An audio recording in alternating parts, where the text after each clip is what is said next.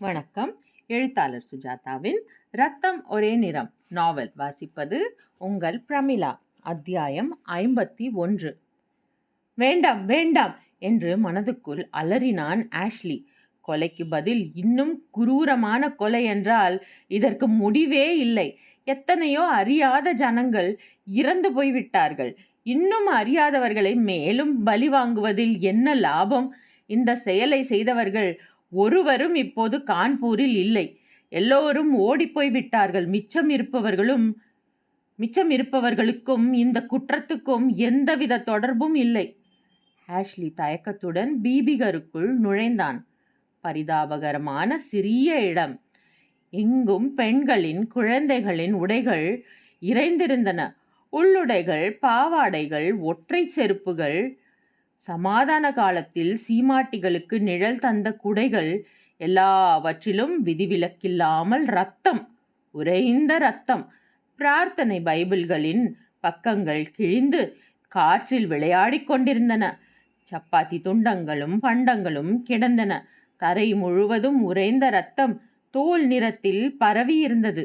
சன்னல் வழியாக அவர்கள் உடல்களை கிணற்றுக்கு இழுத்துச் சென்ற தடம் தெரிந்தது. முட்புதர்களில் ஆடை துணுக்குகள் ஒட்டிக்கொண்டிருந்தன. ஒரு பெரிய மரத்தின் அகலமான அடிபாகத்தில் குழந்தைகளின் தலைகளை மோதியிருக்கிறார்கள். ஒற்றை கண் மட்டும் மரத்தில் ஒட்டிக்கொண்டு பளபளத்து கொண்டிருந்தது. நீல் முகம் சிவந்திருந்தார். உணர்ச்சியை அடக்க முடியவில்லை என்பது தெரிந்தது. அவர் சொன்னது ஆஷ்லிக்கு ஞாபகத்துக்கு வந்தது. ஹேவ்லாக் இருந்திருந்தால் அதிகம் பழிவாங்குதலை கட்டுப்படுத்தியிருப்பார். இப்போது அவர் இல்லை. நீல் தனியாக இருக்கிறார். நீலுக்கு தெரியும், கல்கத்தாவில் உள்ள மேலதிகாரிகள் தன் முறைக்கு ஒப்புக்கொள்ளப் போவதில்லை. அந்த வெள்ளைக்கார பிராமணர்கள் என்ன வேண்டுமானாலும் நினைத்து கொள்ளட்டும். இந்த கட்டத்தில் படிந்திருக்கும் ஒவ்வொரு திட்டு ரத்தமும் அலம்பப்பட வேண்டும். கிடைத்த கலகக்காரர்கள் எல்லோரையும் இங்கே கொண்டு வரலாம். அவனிடம் பார், நீ என்ன செய்திருக்கிறாய் என்று காட்டலாம். காட்டின பின் அவனே தன் கையாலும் நாக்காலும் இந்த இரத்தத்தை அலம்பட்டும். அலம்பின பின் அருகாமையிலேயே அவனை தூக்கிலிட ஏற்பாடுகள் நடக்கட்டும். சிலரை கொல்வதற்கு சில நளினமான முறைகளை பயன்படுத்துவோம். வீரங்கி வாயில் அவர்களை வைத்து பிளப்போம். கொண்டு வாருங்கள் எல்லோரையும். ஆஷ்லிக்கு உடல் சிலிர்த்தது. மனத்தில் எமிலி எமிலி என்கிற வார்த்தை திரும்ப திரும்ப ஒலித்து கொண்டிருந்தது. எமிலி இறந்து போயிருப்பாள் என்றுதான் தோன்றியது. எட்வர்ட் மெக்கின்சி சற்று நேரம் வருத்தப்பட்டுவிட்டு கான்பூரில் ஆள் பிடிக்க கிளம்பிவிட்டான். ஆஷ்லிக்கு வெறுமையாக இருந்தது. இந்த கணத்திலேயே எல்லாவற்றையும் உதறிவிட்டு போய்விடலாம். எதற்காக இனி உயிர் வாழ வேண்டும்? யார் இறந்தால் என்ன? ரத்தம் ரத்தம்தான். இதுவரை ஆங்கிலேய ரத்தம் சிந்தியது, இனி இந்திய ரத்தம். சுவரில் இருக்கும் ரத்தத்தை நீல் சொல்வது போல் சதுர சதுர அடியாக இந்தியர்களை வைத்து நக்க சொல்லி அழித்து விடலாம். ஆனால் சரித்திரத்தில் படிந்த ரத்தத்தை எல்லாமே அபத்தமாக இருக்கிறது. யாருக்கு யார் காரணம்? உடல்களை, முகத்தை மூடிக்கொண்டு ஒவ்வொன்றாக அப்புறப்படுத்தி கொண்டிருந்தார்கள்.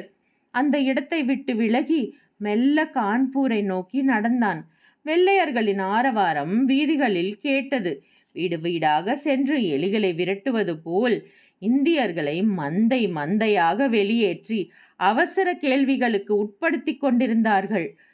கொஞ்சம் சந்தேகம் இருந்தாலும் அவர்களை உடனுக்குடன் கைது பண்ணி கூக்குரல் தொடர அழைத்து கொண்டு சென்றார்கள். எல்லோரும் எனக்கு தெரியாது சர்க்கார் என்று சதா புலம்பிக் கொண்டிருந்தார்கள். கான்பூரை வென்றதும் அகப்பட்ட கைதிகளின் நிலைமையை ஆஷ்லி நினைத்தபோது பரிதாபம் அவனுள் ததும்பியது. திறமையாக சண்டையிட்டவர்கள். பீபிகருக்கும் அவர்களுக்கும் சம்பந்தமே இருக்காது. இருந்தும் நாளை எல்லோரும் அங்கே அழைத்து செல்லப்பட்டு மெல்ல கொள்ளுங்கள், அவர்கள் ஜாதிகளை அழியுங்கள், வாயில் பன்றி மாமிசத்தை அடையுங்கள், ஒவ்வொருவனுக்கும் பீபிகரில் ஒரு சதுர அடி. முதலில் அந்த இடத்தை இருப்பதிலேயே கீழ் சாதிக்காரன் தண்ணீர் கொண்டு வந்து நனைக்கட்டும். அதன் பின் இவர்கள் மண்டியிடட்டும். அப்புறம் குனிந்து இரத்த கரை அழியும் வரை. ச்சே, என்ன காட்டு மிராண்டித்தனமான மக்கள் நாங்கள்! இந்த செயலை ஆங்கிலேயர்கள் எல்லோரும் ஆதரிப்பார்கள். 19ஆம் நூற்றாண்டு ஆங்கிலேயனுக்கு அவன் மனைவியும் குழந்தைகளும் தேவதைகள் போல. ஆஷ்லி ஒரு சந்துக்குள் நுழைந்தான். இருட்டு பரவி மயான அமைதியாக இருந்தது. வீடுகள் அனைத்தும் பூட்டியிருந்தன. திறந்த வீடுகளில் தெருநாய்கள் உலவிக் கொண்டிருந்தன. தன்னந்தனியாக சிறு குழந்தை அழுது கொண்டிருந்தது. அதை யாராவது ஆங்கிலேய அதிகாரி பார்த்தால் உடனே கழுத்தில் கத்தி வீசி விடுவான். ஆஷ்லி அந்த குழந்தைக்கு அருகில் சென்று அதை தூக்கி எடுத்து சற்று தனக்கு முன் நிறுத்தி பார்த்தான். அது அழுகையை நிறுத்திவிட்டு சிரித்தது. ஆஷ்லி அதை வைத்துக்கொண்டு என்ன செய்வது என்று தெரியாமல் சற்று நடந்தான். யாராவது இந்தியர்கள் தென்பட்டால் கொடுத்து விடலாம் என்று யோசித்தான். யாரும் இல்லை. ஒரு வீட்டில் உள்ளே விளக்கு வெளிச்சம் லேசாக தெரிந்தாற் போல் இருந்தது. திண்ணையில் உட்கார்ந்து காத்திருந்தான். உள்ளே சென்றால் யார் இருந்தாலும் வெள்ளைக்காரனை பார்த்து ஓடிவிடுவார்கள். குழந்தையை இந்த வீட்டு திண்ணையில் உட்கார வைத்துவிட்டு போய்விடலாம் என்று தீர்மானித்தான். மெல்ல கதவு திறந்து ஒரு வெளிச்ச விளிம்பு தெரிந்தது. ஆஷ்லி சப்தமின்றி பார்த்து கொண்டிருந்தான். அவன் வீற்றிருப்பது தெரிந்திருக்காது. இப்போது கதவு இன்னும் கொஞ்சம் தைரியம் பெற்று ஒருவன் தெரிந்தான். கையில் மூட்டை வைத்திருந்தான். அதன் பின் மற்றொருவன், அதன் பின் ஒரு பெண், அதன் பின் மற்றொரு பெண். ஒரு முகம் தெருவை எட்டி பார்க்க, மிஸ் அம்மா, road clear, come with me quick. என்ன இது? ஆங்கிலம்? எதற்காக? Bairagi, how can I ever thank you? Goodbye my friends. Goodbye முட்டு. Goodbye பூஞ்சு. என்னையா சொல்றாங்க? போயிட்டு வரேன்றா. துரமா, குவிக். எமிலி என்று இறைந்தான் ஆஷ்லி. Who is it?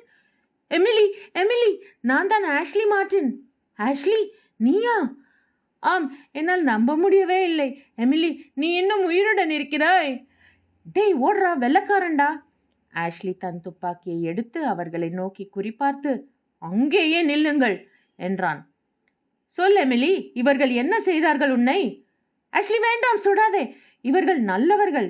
இவர்கள்தான் என்னை காப்பாற்றினவர்கள். விவரமாக அப்புறம் சொல்கிறேன். ஆஷ்லி, இவன் யார் தெரியுமோ? இவனை பார், கிட்டத்தில் பார். முத்துக்குமரன் மேல் விளக்கை காட்டினாள் எமிலி. அட, இவனா? உன் கணவனை தாக்கியவன் எப்படி இங்கே வந்தான்? என் கணவனை தாக்கினவன் என்னை காப்பாற்றியவன். பைராகி, இது யார் தெரியுமோ? முத்துக்குமரன், அட, இந்த துரையை எனக்கு தெரியும். பைராகி, இவர் தான் என்னை கப்பல்ல காப்பாற்றினவர். ரொம்ப நல்லவர். இவர் நம்ம ஒன்றும் செய்ய மாட்டார். 2 முறை என்னை காப்பாற்றி இருக்காரு. பூவு, துரையை கும்பிடு. மை ஃப்ரெண்ட் என்றான் ஆஷ்லி. முதுகில் தட்டி கொடுத்தான். இவர்கள் இங்கே இருப்பது ஆபத்து. இவர்களை பார்த்தால் வெள்ளைக்காரர்கள் பழிவாங்க கைது செய்து அழைத்து சென்று விடுவார்கள். நகரம் முழுவதும் ரத்தம் பெருகி கொண்டிருக்கிறது.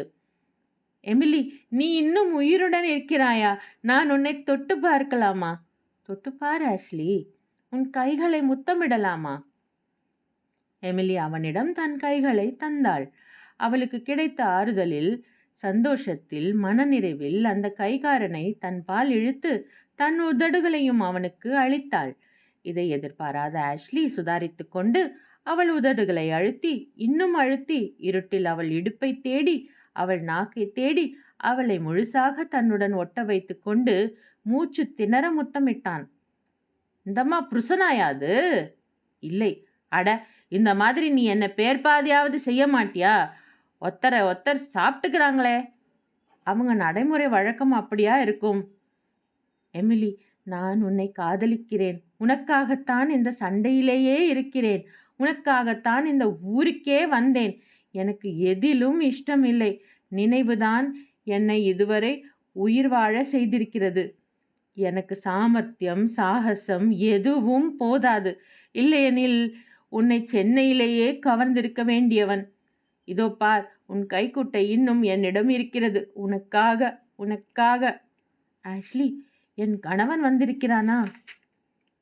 வந்திருக்கிறேன், இதோ உங்கள் அருகிலேயே.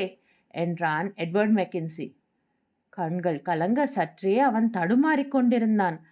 அருகே வர மதுவின் நெடி அடித்தது. நான் பார்ப்பது மெய்யா? இதோ என் எதிரே இருப்பவள் என் அருமை மனைவி எமிலியா? நண்பன் ஆஷ்லியா அவளை முத்தமிடுவது? எட்வர்ட் என்றான் ஆஷ்லி. முத்துக்குமரன் வந்தவனை கவனித்தான். வைராகி, யார் வந்திருக்கான் பாருங்க, மக்கித்துரை நம்மையே தேடிக்கிட்டு வந்திருக்கான். மெக்கின்சி அவர்கள் மேல் கவனம் இல்லாமல், எமிலி, எமிலி, நீதானா உயிருடன் இருப்பது? நீதானா? எட்வர்ட், நான் தான். ஆஷ்லியை பற்றி இருந்த கரத்தை விடுவித்து கொண்டாள். மெக்கின்சி மெல்ல தன் துப்பாக்கியை உயர்த்தி ஆஷ்லியின் மேல் குறிவைத்தான். கேப்டன் ஆஷ்லி ஃப்ரேசர், நான் துரோகிகளை மன்னிப்பதில்லை. துப்பாக்கியின் இயக்கத்தை அவன் பரிசோதித்து பார்க்க, ஆஷ்லி, எட்வர்ட் நில், கொஞ்சம் யோசி, உணர்ச்சி வசப்பட்டு எதையும் செய்யாதே என்றான். என் மனைவியை என் கண் முன்னாலேயே கையாண்டு விட்டு உணர்ச்சி வசப்படாதே என்கிறாயே. துப்பாக்கி சீராக உயர்ந்து நேராக ஆஷ்லியை பார்த்தது. எட்வர்ட், வேண்டாம் என்று எமிலி அவன் முன் குறுக்கே வந்தாள். ஒதுங்கு, என் விசுவாசமில்லாத மனைவியே, உன்னையும் கொல்ல தயங்க மாட்டேன். எட்வர்ட், என்ன இது? விசுவாசம்? சென்னையில் நீ நெளிய விட்டிருக்கும் குழந்தைகளை கேள் விசுவாசத்தை பற்றி என்றாள் எமிலி. சென்னை என்ன? நான் வந்த வழி எங்கிலும் விதைத்து கொண்டேதான் வந்தேன். அலகாபாத்தில், பனாரஸில், இதோ இப்போது கூட ஒரு கான்பூர் கன்னியை கலைத்து விட்டுத்தான் வருகிறேன். என் அருமை மனைவியே, அது என் உரிமை. அதேபோல் எனக்கும் ஒரு உரிமை இருக்கிறது. உன் ரோமியோவுடன் இறந்து போக. ஒதுங்கு விலைமகளே, ஒதுங்கு. உன் காதலனை முதலில் கவனிக்கிறேன். மெக்கின்சி எதையும் பகுத்தறியும் நிலையில் இருப்பவனாக தெரியவில்லை. நீலின் ஆணைகளை விசுவாசமாக மாலை முழுவதும் நிறைவேற்றிய மூர்க்கம் அவன் தலைக்கு ஏறியிருந்தது. அந்த மௌனத்தில் துப்பாக்கியின் விசையை திருகும் ஒளி துல்லியமாக கேட்டது. ஆஷ்லி உறைந்திருந்தான். ஓடிப்போகிற நிலையில் இல்லை, மிக அருகில் இருக்கிறான். கொஞ்சம் அசைந்தாலும் தூளாக்கி விடுவான். எட்வர்ட், அவசரப்படா. துப்பாக்கி வெடித்தது. வெடிப்பதற்குள் முத்துக்குமரன் துப்பாக்கியின் மேல் பாய குண்டு வீட்டின் கூரை பகுதியில் பாய்ந்தது. மெக்கின்சி மறுபடி சுடுவதற்குள் ஆஷ்லி பாய்ந்த துப்பாக்கியை தூர தள்ளிவிட்டான். மெக்கின்சி ஓடி அதை பொறுக்கிக் கொள்ள முயற்சிக்க முத்துக்குமரன் துப்பாக்கியை மிதித்து தடுத்தான். அந்த வெளிச்சத்தில் முத்துக்குமரன், தொரை, மக்கித்தொரை, நான் யார் தெரியுமா என்றான். மெக்கின்சி நிமிர்ந்து, நீயா? சரேல் என்று தன் உடைவாளை உருவிக்கொண்டான். வா, என் இந்திய நாயே, என்னை தொடர்ந்து வந்திருக்கிறாயா? வா வா தொரை, உனக்குத்தான் இத்தனை யுகமாக காத்துக்கிட்டு இருக்கேன். யோ, வேண்டாயா, வேண்டாம் என்று பூஞ்சோலை பதறினாள். மெக்கின்சி விஷ் என்று வீச, முத்து, முதல்ல அந்த துப்பாக்கியை தள்ளிரு, விஷ் என்று கத்தி மறுபடி பேச, முத்துக்குமரன் துப்பாக்கியை உதைத்து தள்ளினான். அது தரையில் சரிந்து இருளில் மறைய, மெக்கின்சி தன் கத்தியுடன் நிமிர்ந்து ரோஷமாக முத்துக்குமரனை நோக்கி துரத்தி வீச, இருவரின் நிழல்களும் பேய்த்தனமாக சுவரில் ஆடின. ஆஷ்லி திகைத்தான். தன் துப்பாக்கியை எடுத்து மெக்கின்சியை சுட்டுவிடலாம். அதற்கு அவன் மெல்லிய சுபாவம் இடம் கொடுக்கவில்லை. மேலும் மெக்கின்சி அவன் விதியை சந்திக்கும் வேளை வந்துவிட்டது. அவனை பழிவாங்கும் எண்ணத்துடன் இவ்வளவு தூரம் தேடி வந்திருக்கிறவனை இந்த சரித்திர இரவில் சந்தித்து விட்டான். ஆஷ்லி தன் உடைவாளை உருவி முத்துக்குமரனின் பால், ஹியர், டேக் இட் என்று வீசி எறிந்தான். இத்துடன் 51வது அத்தியாயம் நிறைவடைகிறது. அடுத்து 52வது அத்தியாயத்தில் சந்திப்போம். வணக்கம்.